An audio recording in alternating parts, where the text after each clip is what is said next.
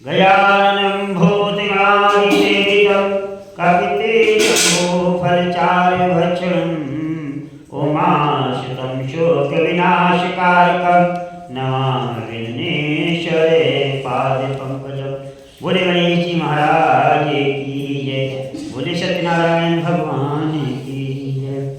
श्रीमन्नारायण नारायण नारायण भजमन नारायण नारायण नारायण, लक्ष्मी नारायण नारायण नारायण, श्याम नारायण नारायण नारायण, विष्णु नारायण नारायण नारायण। दिया जला दिया, वो हमारी दिया जला देंगे। बोले सत्यनारायण भगवान की जय। सभी लोग संकल्प कर लो, श्री सत्यनारायण भगवान सब पे कृपा करें। सत्यनारायण व्रत कथा प्रथम अध्याय। एक समय नैमी शारद तीर्थ में शौनकादि 88,000 ऋषियों ने श्री सूत जी से पूछा, हे प्रभु, इस कलयुग में वेद विद्या रहित मनुष्य को प्रभु भक्ति किस प्रकार मिलेगी, उनका उद्धार कैसे होगा। इसलिए हे मुनि श्रेष्ठ, कोई ऐसा तप कहिए जिसे थोड़ा ही कार्य करना पड़े और मनवांछित फल मिले। तो कथा सुनने की हमारी इच्छा है। सर्वशास्त्र ज्ञाता श्री सूत जी बोले, हे वैष्णव पूज्य, आपने सभी प्राणियों के हित की बात पूछी है। मैं उस श्रेष्ठ व्रत को आप लोगों से कहूँगा जिस व्रत को नारद जी ने लक्ष्मी नारायण जी से पूछा था, और लक्ष्मीपति ने मुनि से नारद जी से कहा था। ध्यान से सुनो। एक समय योगी राज नारद जी दूसरों को हित की इच्छा से अनेकों लोकों में घूमते हुए मृत्युलोक यानी पृथ्वी लोक पर आए। यहाँ आकर देखा मनुष्य जो हैं अपने कर्मों द्वारा बहुत ही दुख भोग रहे हैं। उन्होंने निश्चय करके इनके दुखों का नाश कैसे हो, ऐसा वह विचार करके विष्णु लोक को गए। श्वेत वर्ण और 4 भुजाओं वाले देवकीश नारायण, जिनके हाथों में शंख चक्र गदा पद्म तथा वरमाला पहने हुए थे, उनको देखकर स्तुति करने लगे। हे भगवान, आप अत्यंत शक्ति के संपन्न हैं, मन तथा वाणी आपको नहीं पा सकती। आपका आदि मध्य अंत नहीं है। निर्गुण स्वरूप सृष्टि के आदि भूत और भक्तों के दुखों को नष्ट करने वाले हो। मैं आपको बारंबार प्रणाम करता हूँ। नारद जी से इस प्रकार स्तुति सुनकर भगवान विष्णु बोले, हे मुनि श्रेष्ठ, आपके मन में क्या है और आपका यहाँ किस काम के लिए आगमन हुआ है, निसंकोच कहो। तब नारद मुनि बोले, मृत्युलोक में सब मनुष्य जो अपने अपने योनियों में जन्मे हुए हैं, वो बहुत कष्ट भोग रहे हैं अपने कर्मों द्वारा। हे नाथ, कोई ऐसा उपाय जानते हो कि इनका कष्ट थोड़ा ही प्रयत्न किया जाए और दूर हो जाए। श्री भगवान बोले, हे नारद, तुमने मनुष्यों की भलाई के लिए तूने बहुत अच्छी बात पूछी है। जिस काम करने से मनुष्य मोह से छूट जाता है, वो मैं कहता हूँ, तुम ध्यान से सुनो। बहुत पुण्य देने वाला स्वर्गीय मनुष्य लोग दोनों में दुर्लभ एक व्रत है। आज मैं तेरे से प्रेम वश होकर कहता हूँ, सत्यनारायण का व्रत अच्छी तरह विधान पूर्वक करके मनुष्य सभी सुख भोग कर और अंत समय वो मोक्ष को प्राप्त करता है।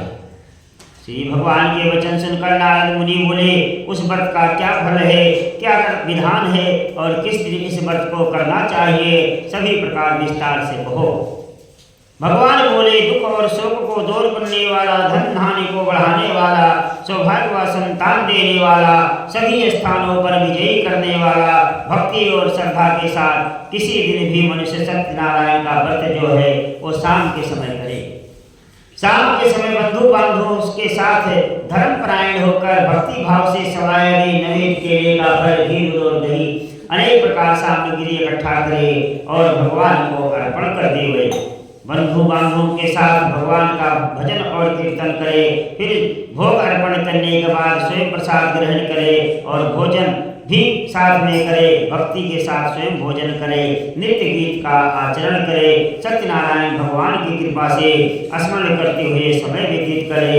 इस तरह व्रत करने से मनुष्य की इच्छा जो है निश्चय ही पूरी होती है। विशेषकर कल काल में भूमि पर ये मोक्ष का सरल उपाय है। इसी सत्यनारायण व्रत कथा प्रथमो अध्याय। बोलो श्रीमन नारायण नारायण नारायण, भजमन नारायण नारायण नारायण, राम नारायण नारायण नारायण, श्याम नारायण नारायण नारायण, बद्री नारायण नारायण नारायण, लक्ष्मी नारायण नारायण नारायण, राम नारायण नारायण नारायण, श्याम नारायण नारायण नारायण। बोले विष्णु भगवान की जय। दूसरे अध्याय में श्री सूत जी बोले, हे ऋषियों, जिसने पहले समय में इस व्रत को किया है उसका इतिहास कहता हूँ, सुनो। सुंदर काशीपुरी नगरी में एक अति निर्धन ब्राह्मण रहता था और भूख और प्यास से नित्य पृथ्वी पर घूमता था। ब्राह्मणों को प्रेम करने वाले भगवान सत्यनारायण ब्राह्मण का रूप धर करके उस भिक्षा मांगने वाले ब्राह्मण के पास आए और आदर से कहा, हे ब्राह्मण, तुम इस पृथ्वी पर क्या कर रहे हो? भिक्षा मांगने वाले ब्राह्मण ने कहा, हे प्रभु, मैं निर्धन ब्राह्मण हूँ और पृथ्वी पर भिक्षाटन के लिए फिरता हूँ, इसी से मेरा परिवार चलता है। अगर आप इससे छूटने का कोई उपाय जानते हो तो बताइए। भगवान सत्यनारायण जो ब्राह्मण के रूप में आए थे, उन्होंने कहा, हे ब्राह्मण, तू सत्यनारायण का व्रत और उनका पूजन कर, उनकी कृपा से ही तेरा कष्ट दूर होगा। ऐसा सब उपाय बताया। ब्राह्मण ने सभी प्रकार विधान जाना और वहां से सत्यनारायण भगवान जो ब्राह्मण के रूप में आए थे वो अंतर्धान हो गए। उस ब्राह्मण ने ये संकल्प किया कि जो मुझे ब्राह्मण ने सब कुछ बताया है मैं उसे सत्यनारायण भगवान का पूजा करूंगा, और ऐसा सोचकर उसने संकल्प किया और वो घर गया। रात में उसको नींद भी नहीं आई। सवेरे उठा और वो भगवान की कृपा से भिक्षाटन के लिए चला। उस दिन उसको भिक्षा में जो है बहुत सा धन मिला। उस धन से उसने सत्यनारायण का उत्तम व्रत और सभी प्रकार सामग्री इकट्ठा करके भगवान को अर्पण किया और बंधु बांधवों के साथ उसने पूजन किया। उस ब्राह्मण ने जब यह पूजा किया तो उसके प्रभाव से वो भी भिक्षाटन मांगने से छूट गया और घर में जो है सुख शांति हुई और ब्राह्मण अनेक प्रकार से सुख शांति भोग कर और अंत समय वो भी मोक्ष को प्राप्त किया। कहते हैं जो भी सत्यनारायण भगवान का व्रत करेगा उस पे धन धान की वृद्धि होती है। ब्राह्मण के इसके बारे में जानकर भी वो वहाँ पर एक दिन ब्राह्मण अपने घर की कथा कर रहा था और उस कथा को करते समय उसमें बाहर एक लकड़हारा आया। बाहर लकड़ियाँ रखकर ब्राह्मण के मकान में गया। जब देखा यहाँ कथा हो रही है तो बैठकर उसने भी कथा सुनी और प्रसाद ग्रहण किया। चरणामृत देने के बाद में ब्राह्मण से उसने भी नमस्कार करके कहा, आप ये क्या कर रहे हो, मुझे बताइए। ब्राह्मण कहते हैं, मेरे धन धान की वृद्धि सत्यनारायण भगवान की कृपा से हुई है, उनकी कथा कर रहा हूँ। लकड़हारा कहता है, मैं भी बहुत गरीब हूँ, मेरा भी ये उपाय बताओ और सभी प्रकार की जो सामग्री लगती है वो बताओ, मैं भी सत्यनारायण का व्रत करूँगा। ब्राह्मण से सभी विधान जानकर लकड़हारा भी अपने घर को गया और संकल्प किया, जो मुझे कल ग्राम में लकड़ी बेचने से धन मिलेगा उसे मैं सत्यदेव का व्रत और पूजन करूंगी। ऐसा विचार कर वो भी सुबह लकड़ी सर पर रखकर निकला तो उसके ऐसे धनवान लोग लग रहे थे। जिस नगर में गया वहां जाकर उसने उन लकड़ियों का दाम 4 गुना मिला। उन लकड़ियों के दाम से उसने भगवान सत्यनारायण का जो भी सामग्री था इकट्ठा किया और अपने घर आया। सभी बंधु बांधवों को बुलाकर उसने सत्यनारायण का व्रत किया और पूजन किया और सब सत्संग करते हुए समय व्यतीत किया। उसके प्रभाव से वो भी लकड़हारा जो था सभी प्रकार से सुख संपत्तियों से युक्त हुआ और सभी सुख भोग कर अंत समय वैकुंठ धाम को गया। बोले सत्यनारायण भगवान की जय। श्रीमन नारायण नारायण नारायण, भजमन नारायण नारायण नारायण, श्रीमन नारायण, राम नारायण नारायण नारायण, श्याम नारायण नारायण नारायण, विष्णु नारायण नारायण नारायण, सत्यनारायण नारायण नारायण।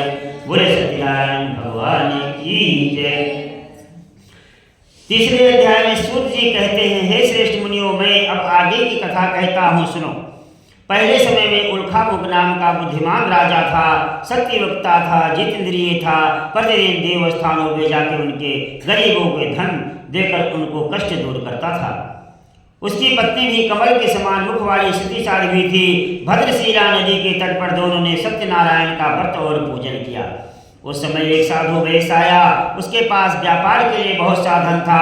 नाव को किनारे ठहरा कर राजा के पास गया।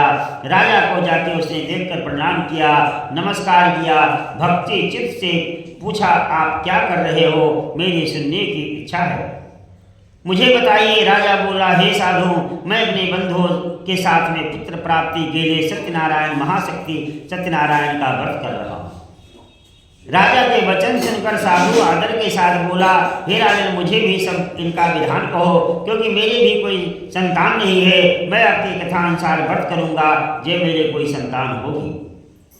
राजा के इस बार विधान सुनकर व्यापार से निवृत्त हो आनंद के साथ साधु घर गया और अपनी स्त्री लीलावती से सब कथा कहा और कहा, जब मेरे कोई संतान होगी तो मैं इस व्रत को जरूर करूंगा। साधु ने ऐसे वचन स्त्री लीलावती से कहे। एक दिन भगवान की कृपा से स्त्री लीलावती गर्भवती हुई। 10वें महीने में एक सुंदर कन्या का जन्म हुआ। कन्या का नाम रखा गया कलावती। जैसे वो शुक्ल पक्ष का चंद्रमा बढ़ता है, इस तरह बढ़ रही थी, इसलिए उसका नाम कलावती रखा गया। अपने पति से लीलावती कहती है, स्वामी, आपने जो संकल्प किया था उसको करो। साधु कहता है, हे प्रिय, मैं इसके विवाह तय करूंगा। अपनी पत्नी को आश्वासन दे नगर में व्यापार में लग गया। कलावती जो पितृगृह में वृद्धि को यानी शादी के योग हुई। जब साधु ने जब नगर में सखियों के साथ अपनी पुत्री को देखा तो तुरंत ही दूत बुलाकर कहा, पुत्री के वास्ते कोई सुयोग वर देख कर लाओ। साधु की आज्ञा पाकर दूत कंचन नगर पहुंचा। वहां बड़ी देखभाल करके एक बड़े पुत्र को लेके आया और उसने स्वयं लड़के को देखकर साधु ने अपने भाई बंधुओं से प्रसन्नचित्त होकर पुत्री का विवाह उसके साथ कर दिया। किंतु दुर्भाग्यवश वो विवाह के समय भी व्रत करना भूल गया और उस भगवान वहां क्रोधित हुए और श्राप दिया, तुझे दारुण दुख प्राप्त होगा। अपने काम में कुशल साधु बनिया अपने जमाता से समुद्र के समीप रत्नपुर नगर पहुंचे और वहां दोनों ससुर जमाई व्यापार करने लगे। एक रोज भगवान की माया से, सत्यनारायण की माया से चोर राजा का धन चुरा के भाग रहा था, लेकिन जब देखा पीछे से सिपाही आ रहे हैं तो दोनों जहाँ ससुर जमाई ठहरे हुए थे वहीं पे चोर धन रख के आगे चले गए। जब सिपाही आए, देखा धन तो इनके पास रखा है, तो दोनों को बांध कर ले गए। राजा से कहा, हम 2 चोर पकड़ कर लाए हैं, आप आज्ञा दीजिए। तो राजा ने कहा, इनको कठिन कारावास में डाल दिया जाए और जितना धन है सब छीन लिया जाए। उसी श्राप द्वारा लीलावती के घर पे भी चोरी हुई। घर का जितना धन था सब चोर चुरा कर ले गए। शारीरिक मानसिक पीड़ा से, प्यास से दुखी हुई कलावती एक पड़ोस के ब्राह्मण के घर गई। वहां जाकर देखा सत्यनारायण का कथा व्रत हो रही थी। उसको उसने सुना, शाम को प्रसाद ग्रहण किया और घर आई। माता बोली, हे कलावती, तू कहाँ रही और तेरे मन में क्या है? कलावती बोली, हे माता, मैं पड़ोस के घर में गई थी, वहाँ सत्यनारायण का व्रत हो रहा था, कथा सुना और प्रसाद ग्रहण करके घर आई। कलावती ने जब ये बात सुनी लीलावती ने तो तुरंत भी सत्यनारायण भगवान की पूजन की तैयारी की। श्रद्धा पूर्वक जो भी घर में था और भगवान की पूजा करने के बाद उनसे प्रार्थना की, मेरे परिवार से जो कोई भूल और मेरे से यानी किसी से भूल चूक हुई है, हे प्रभु उसको क्षमा करो। मेरे पति और दामाद जो हैं वो शीघ्र आ जाए। उस कथा से जो है सत्यनारायण संतुष्ट हुए और उस राजा को जाके स्वप्न में दिखाई दिए चंद्रकेतु को। कहा, दोनों बंदी वैश्य जो है प्रातः छोड़ दो, मैं तुम्हारा धन पुत्र आदि नष्ट कर दूंगा। जब ऐसा स्वप्न राजा ने सुना तो सुबह उठ के राजभवन में आया और उन्होंने दोनों साधु के और उसके दामाद को बुलवाया और उनको नए नए वस्त्राभूषण पहनाए और कहा, हे साधु, अब तुझे कोई भय नहीं, जो कष्ट मिला है कोई भाग्य बस मिला है। ऐसा कहकर उनको उनका जितना धन था उसे डबल धन दिया और उनके धन देने के बाद में वहाँ से जो है साधु अपने दमा सहित प्रसन्नचित्त होकर अपने घर को चल दिए। इसी सत्यनारायण व्रत कथा 3 अध्याय। बोले सत्यनारायण भगवान। श्रीमन नारायण नारायण नारायण, भजमन नारायण नारायण नारायण, राम नारायण नारायण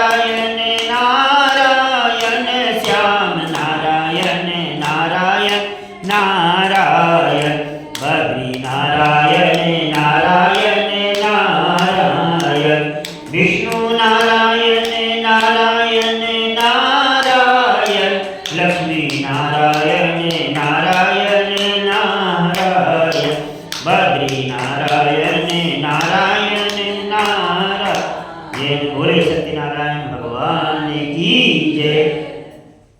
चौथे अध्याय में सूत जी कहते हैं, वैश्य ने मंगलाचार करके यात्रा आरंभ की।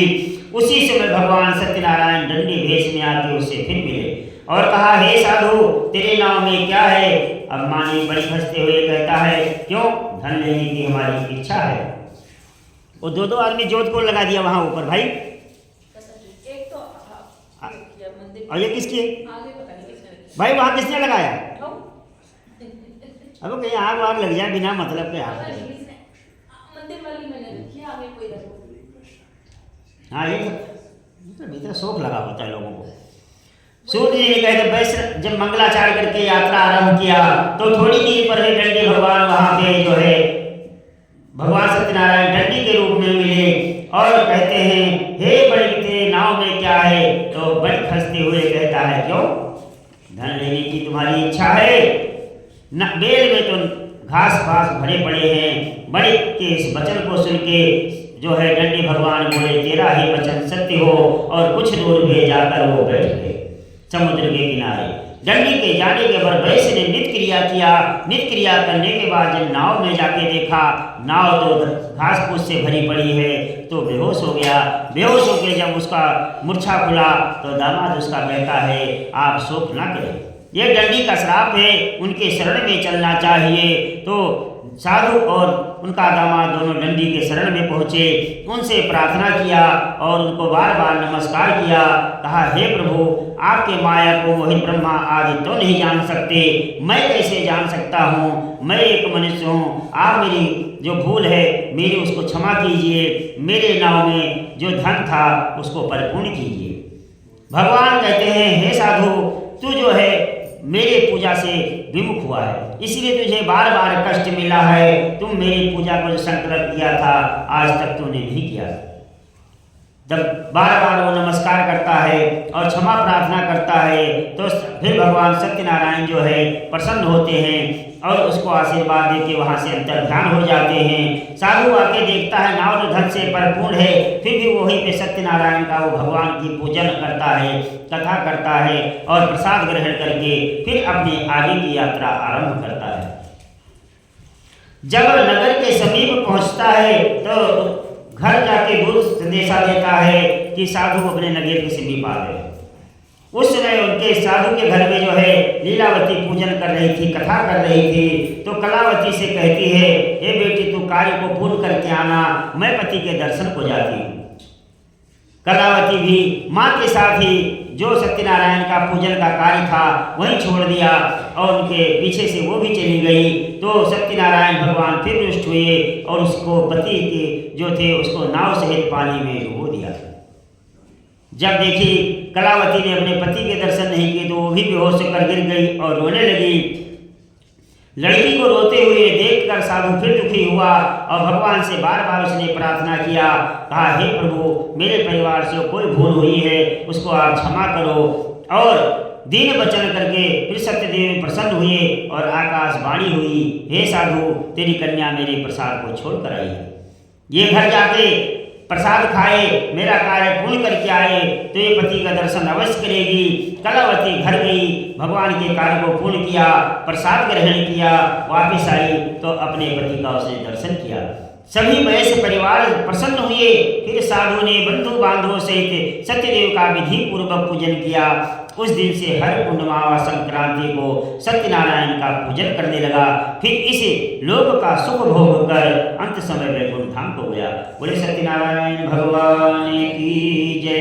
श्रीमन्नारायण नारायण नारायण, भजमन नारायण नारायण नारायण, लक्ष्मी नारायण नारायण नारायण, राम नारायण नारायण नारायण, श्याम नारायण नारायण नारायण, विष्णु नारायण